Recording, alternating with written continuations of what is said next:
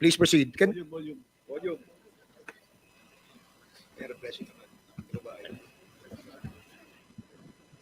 Better, yeah.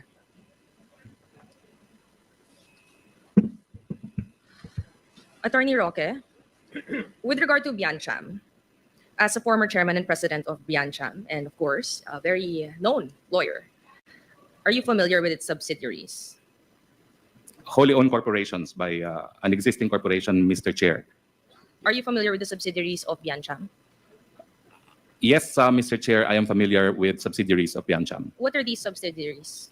I have PH2, which is wholly owned by Biancham. There's another one, Lat something, which is also a holding corporation for another real estate company. Let's show on the GIS on 2020 the subsidiaries as stated in the GIS. Can we show it, please? So do you have 4 subsidiaries? Yes, Madam, Mr. Chair. That's PH2, Lot, First Bataan, Mariveles Power, and Block 19 in Pine Woods Village. So since PH2, Lot 37, Pine Woods is subsidiary, I'm sure you're familiar with PH2, correct? Yes, Mr. Chair. And you confirm that Biancham currently owns 99.9% of PH2, and even in 2018 it was 95%, Mr. Chair. Yes, Mr. Chair. In fact, in 2018, you were a shareholder, the resource person was a shareholder of PH2. Yes, Mr. Chair. And at one point, even the chairman and president of PH2. Yes, Mr. Chair. And this attorney Ortega, who acquired, now owns 99% of Biancham, was also a shareholder of PH2, correct? Yes, Mr. Chair. In fact, he was a director, correct? Yes, Mr. Chair. And you confirm that at one point, as stated in the 2022 GIS, a certain attorney Gonzalez became a shareholder of PH2 as well. Yes, Mr. Chair. So these are the breakdowns of Biancham's incorporators in 2014, PH2 stockholders in 2018, and Biancham's first GIS and amended GIS in 2022. So essentially, in Biancham, in 2014, you owned 49.96%. In March 2020, you owned 98%. And just in 7 months, it was Attorney Ortega who owned 99% of Biancham. By virtue of a trust agreement, Mr. Chair. Currently, and PH2 stockholders in 2019, Biancham Trading owns 95%. This was in 2018 GIS as reflected. You own 1%. Attorney Ortega owns 1%. And a Attorney Gonzalez later on owned stocks in PH2. Is this correct? That is what the record says, Mr. Chair, yes. So essentially, the shareholders of PH2 and Biancham are almost the same. It is 100% owned, Mr. Chair, by Biancham, except for the nominal shareholders to complete the minimum of 5 incorporators and directors, which was then required by the Corporation Code. So the resource person is saying it's essentially owned, Mr. Chair. Let's just put that in record. Currently, Mr. Percival Ortega, as established earlier, has a 99% share in Biancham. So he's the current chairman and president. He holds almost all the shares now in trust in behalf of all the families subject to our settlement, Your Honor. And one of the shareholders is also a certain Attorney Butuyan. Yes, he was my law partner for 30 years or so. So you, Attorney Butuyan, and Attorney Ortega, what is your relationship with each other? Were you classmates, all partners? Yes, we are all classmates, and that is why the family trusted Attorney Percival Ortega to take care of the interests of everyone. Would you know if there are other companies wherein Attorney Ortega is the chairman and president of? I know he sits in some other companies. And who is reflective of the true beneficial owner of Biancham? I'm sorry, The Mr. true and beneficial owner of Biancham? It is my family now. Actually, the biggest shareholder of Biancham now is my aunt, who invested the most in the real estate project in Bataan. But as I said, my aunt had just passed. The biggest shareholder, even She is, because she invested the biggest amount of money in the real estate transaction. So her name would be reflected on the beneficial owner form in the SEC documents? Not yet, because in the beginning, she made me sign a loan agreement, and then later on, she changed her mind that it will be hers. She changes, so I just comply. Not yet, so meaning currently, you're the beneficial owner? Well, in our trust agreement... Yes or no lang, Mr. Chair? No, Your Honor. Right now, the beneficial owner is still the estate of my aunt, who owns the biggest share in the land transaction in Bataan. Mr. Chair, since the beneficial ownership form is submitted naman to the SEC, may we require that the beneficial ownership form be submitted to the committee? I am not aware, Mr. Chair, if we submitted one in fact, because it is just a trust agreement amongst family members. This is a requirement under the SEC. You're a very competent lawyer. You're not aware. Were you not the president? So you do not know the submissions? I'm sorry, Mr. Chair, I'm not a specialist in corporation law. That's why I have to hire But other you were lawyers. the former president and chairman of Biancham. Yes, Mr. And you Chair, were not aware but of the submissions? it's a dormant company for all intents and purposes. I am not a specialist in corporation law. It's a dormant corporation right now. How so? It's a holding corporation because it only owns title to raw land. It has no commercial activity other than holding title to raw land currently. So, Mr. Chair, may I move to get the beneficial ownership form if there is from the SEC or from Mr. Roque if he finds out? Mr. Chair, I'm not aware I actually filed because this was 2020. But if we need to file belatedly, we will file belatedly. But right now, I am not aware if we in fact filed that with the SEC, in all honesty. And earlier, the transfer of the shares of stock to Attorney Ortega was through what mode? It is a trust agreement whereby he agreed to be a trustee for everyone in my family. And you have a copy of that trust? I committed to submit a copy already of the trust agreement. And currently, are you in the process of buying back or any plans to buy back your shares in Biancham? Yes, we are in the process of finalizing so that I can buy back shares not in Biancham anymore, because pursuant to our reorganization, Your Honor, that is what I meant, Mr. Chair, that it has become too personal. It has nothing to do with Pogo, but I will continue. Pursuant to our plans, we are segregating now assets which my wife acquired during our marriage and assets which I co-own with my relatives, siblings, including my aunt. So we have formed a new company. It has just been formed Mr. Chair, I was just recently. simply asking if he's in the process of buying back shares in Biancham. I'm not asking for his history or what his plans in life. We are in the process, Your Honor, of me relinquishing all shares to Biancham. Okay. Can we move on to another subsidiary, another subsidiary? First, Bataan Mariveles Holding Corp. In 2017, you were a stockholder of Biancham, correct? Yes, Mr. Chair. In fact, you were the president, correct? Yes, Mr. Chair. And you were also a board member. Yes, Mr. Chair. So you will be aware of the transactions entered into by Biancham, correct? Not Biancham. Sorry, Are we talking of First Bataan, First Bataan, Mr. First Chair? Bataan. Yes, First Bataan. well, insofar as it is engaged in the land banking, yes, I was aware of the land banking activities of the company because that's the only thing it has been doing. But as well as the Biancham activities, since you were also the president during that time. There was no commercial activity, Mr. Chair, for Biancham because Biancham merely invested in the land banking activity of First Bataan because the family investment is under the name of Biancham in First Bataan. So this investment that you're stating in 2017, is that the reason why there was a subscribed and paid share of 35,347 shares in the amount of 35,347,000? Yes, Mr. Chair, that was the initial capital contribution of my family in the land banking activity. And in the AFS in 2017 of Biancham, there's a net loss of 254,347 with assets of 1.5 million in cash with no liabilities. So paano nagkaroon ng purchase? It was in the form of, as I mentioned earlier, in the beginning, my aunt treated it as an extension of a loan. So it was an advance from my aunt, which I thought would redound already to my name. But in the end, she said, no, until you actually pay me, it will still be mine.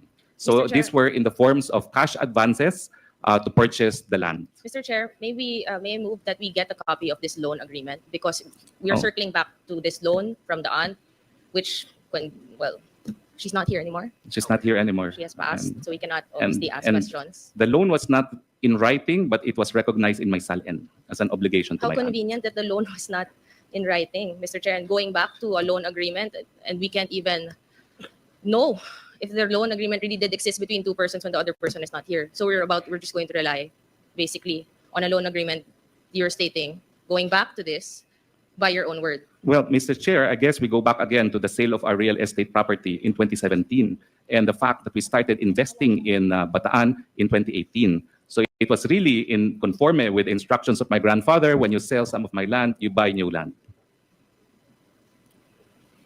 Mr. Chair, so we go back to this whole thing. No, we'll just look at Biancham being a stockholder again of FBMHC First Bataan. And alarmingly, this was valued at, it was paid at 35 million. And at this time in 2017, what was your job at that time? If you can repeat. I was presidential spokesperson from, no, I was congressman from June 2016 until November of 2017.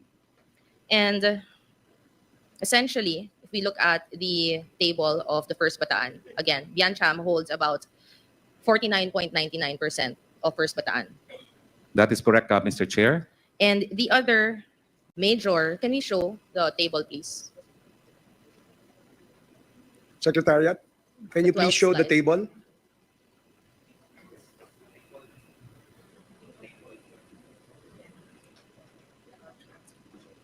Sorry. And the other major shareholder of equal footing at 49.99% is a certain Green Miles Realty, correct? That is correct, Mr. Chair. And we have other shareholders, Danny Corral, Attorney Butuyan, Jessica Go, May Garcia, and Candice Corral, correct? Yes, that is correct, Mr. Chair. Who are these persons? Who is Jessica Go? Jessica Ko used to be a staff lawyer in my law office. She is now a state prosecutor at the Department of Justice. So she used to work under your law office? Yes, with Mr. Chair. Attorney Butuyan, who's also a shareholder? A nominal shareholder to complete the 5 incorporators and 5 directors then required. And who is May Garcia? An associate lawyer who has since passed. Of also the same law firm? Yes, Mr. So Chair. you have 2 associate lawyers under your law firm that became a nominal shareholder in this big corporation. Yes, Mr. Chair. And who is Danny Corral? He is a very good friend of mine who is present today. He is an accomplished sugar trader since 1985. And Candice Corral? Candice Corral is the daughter of Danny Corral, who is my ihada in her wedding. And Green Miles Realty Corp. What is this corporation? That is a corporation owned by the Corral family. It has been in existence since 2010. And can you, so as we can see, Green Miles is essentially 56% Danny Corral, 28.5% Candice Corral, who are also shareholders of First Bataan, nominal shareholders, who essentially own Green Miles Realty Corporation, correct? The plan originally was it was going to be joint venture between Biancham and the company of Danny Corral. And can you explain your working relationship since you're both in equal footing, Biancham and Green Miles, in terms of transactions, in terms of the corporate operations and whatnot? Well, we are very good friends. And in the beginning, we intended to invest only in 90 hectares of property. And we had a consolidator by the name of Attorney Carlos, Anselmo Carlos. After transacting the first 90 hectares, he offered to expand the area to 200. And after the 200, Mr. Attorney Carlos passed, but the other landowners in the area offered to sell their properties. But I told my partner, Danny Corral, hindi ko na siya masasabayan. And I could only invest on behalf of Biancham up to 95 million. And is this project the one in Mariveles? Yes, that is in Barangay Biaan, Mariveles, Bataan. And the total hectares, land area of that is 421 hectares. We have confirmed the total area is only 310 hectares. 310 hectares. And what was the plan for the development of this area? Well, we submitted a feasibility study to the Freeport Authority of Bataan. It was supposed to be mixed use.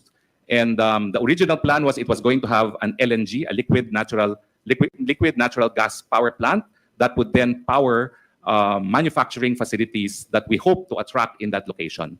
And that is why we located in Mariveles, because it is where the Freeport Authority of Bataan was located. And I'm also a native of Bataan. So I really wanted employment for my home province of Bataan. You mentioned originally. So what is the plan after that? If it was originally that, gas, I think? Liquid natural gas. The Russian invasion of Ukraine happened.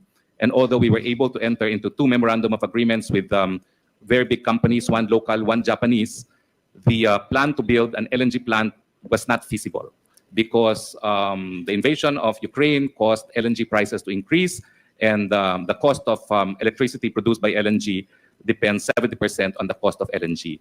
So we had to abandon the LNG, although we had two memorandums of agreements with very big and prestigious companies, and we have since focused on possibility of solar instead of LNG.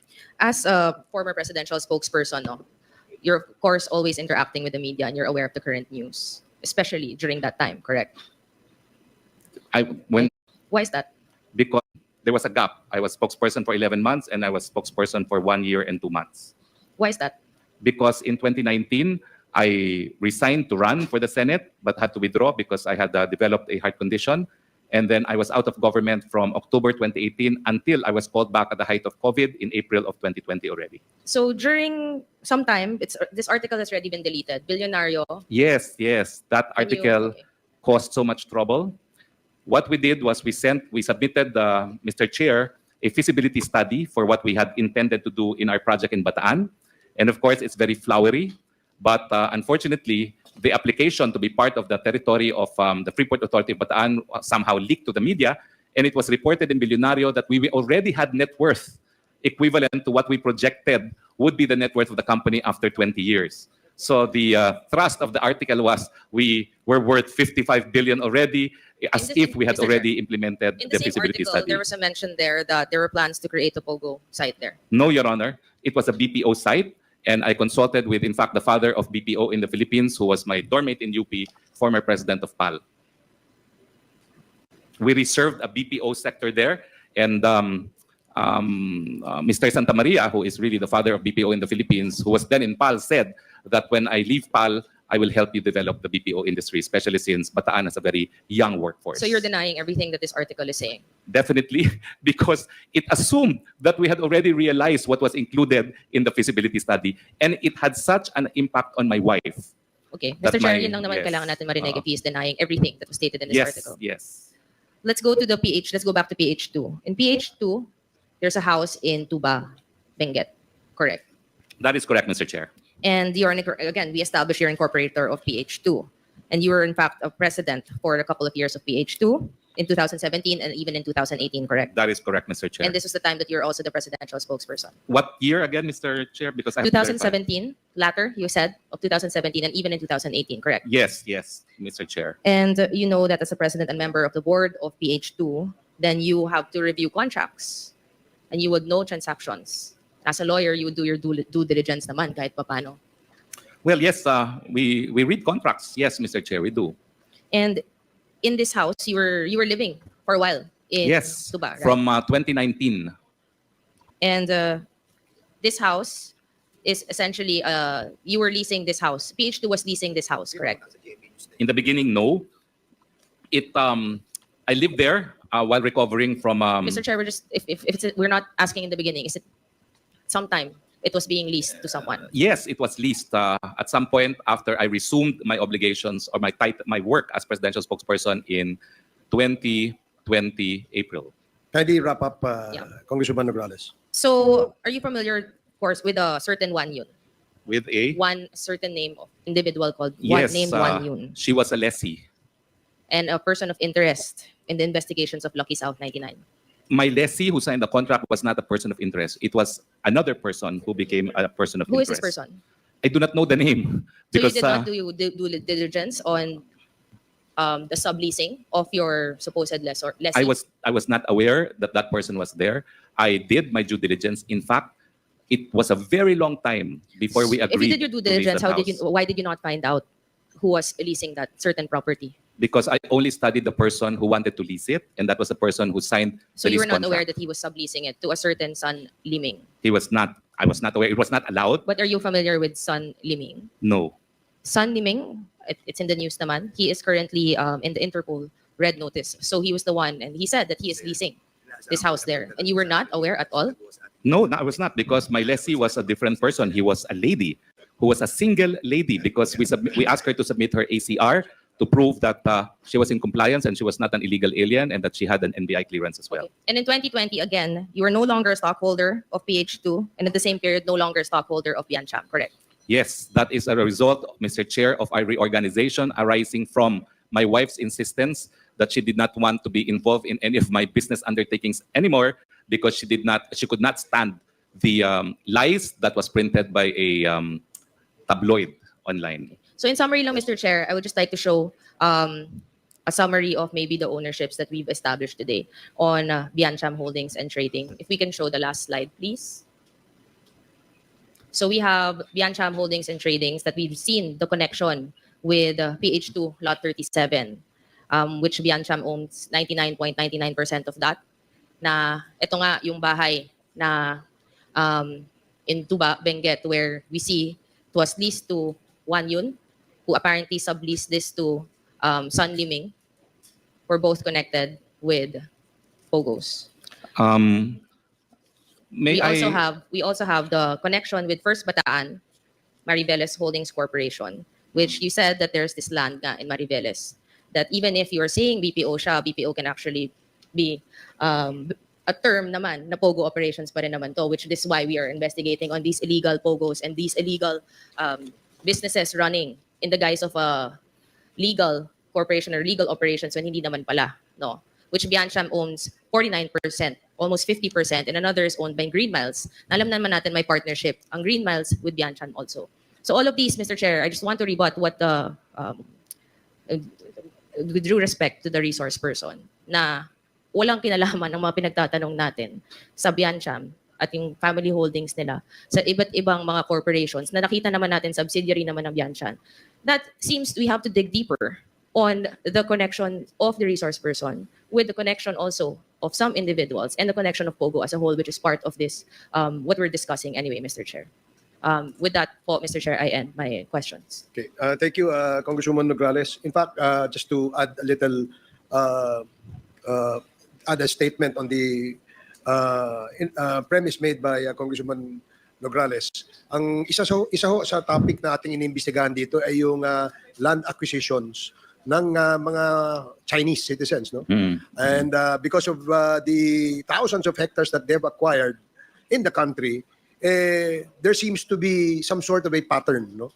Kaya pagka may ganyang kalaking mga lupang binibili, it actually begs the question of ano yung purpose nitong mga lupang ito. Now, dahil sa atin ay maraming pumapasok na mga Chinese namimili ng lupa at ginagamit sa mga illegal na pogo. So that perhaps is the reason why questions being propounded by the members of the committee direct towards that particular information.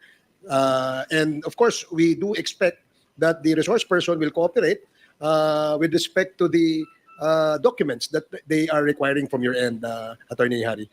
Mr. Chair, I would like to volunteer again to correct the statement of Congresswoman Nograles that we intended to use part of the Bataan property for Pogo by offering to voluntarily submit what we submitted to the Freeport Authority of Bataan, which was a requirement of the Freeport Authority of Bataan. There was nothing mentioned there of Pogo. We commissioned a reputable company in Qatar to do the master plan, and the plans itself, including a brochure that we prepared in order to attract investors, will indicate we had no area intended for Pogo. Just to underscore that we have no connection with Pogo, and even in our plans that we had submitted to Freeport Authority of Bataan, perhaps this committee may want to subpoena it from the Freeport Authority of Bataan to make sure that it was in fact the feasibility study that we submitted will show that not a single inch of the property was intended for Pogo. Thank you, Mr. Chair.